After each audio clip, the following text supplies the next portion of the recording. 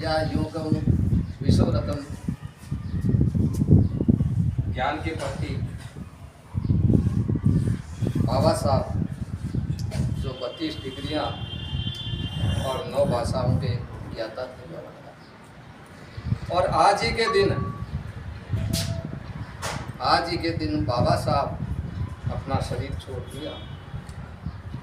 और ये जो आपने घटना उस दिन घटित हुई और तो वो भुलाई नहीं जाएगी। क्यों बाबा साहब ने, जैसे मेरे पहले वक्ता ने सारी बातें बताई कि बाबा साहब ने सब कुछ दिया, तो बाबा साहब ने अलग एक दायरा में सम्मत रखना तो नाइंसाफी है।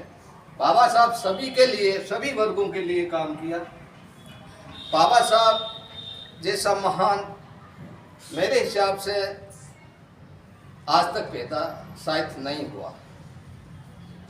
और बाबा साहब जैसे हिंदू कोड बिल देखा जाए तो औरतां ने अधिकार, जो किसी भी धर्म या जाति की औरत है उसको भी बराबर का अधिकार मिला। उसमें एक जाति ने अधिकार नहीं दिया।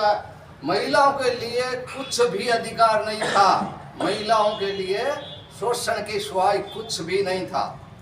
तो बाबा साहब ने ऐसी व्यवस्था दी। और संविधान और कुछ लोग के अपनी भाषा में के भारतीय संविधान, जबकि भारतीय संविधान शब्द है जो गलत है। भारत का संविधान ये सही रूप में इसको माना जाए तो ये भारत का संविधान है। सभी सबको जन धर्म है, जाति है, सबको बहुत बड़ा समुंदर ने इकट्ठा करके ये एक संविधान बनाना कोई बस की बात नहीं थी। और कितने समय तक और कैसा महामानव था जो एक आपन को सभी लोगों ने एकजुट करके और एक भारत का निर्माण कर गए।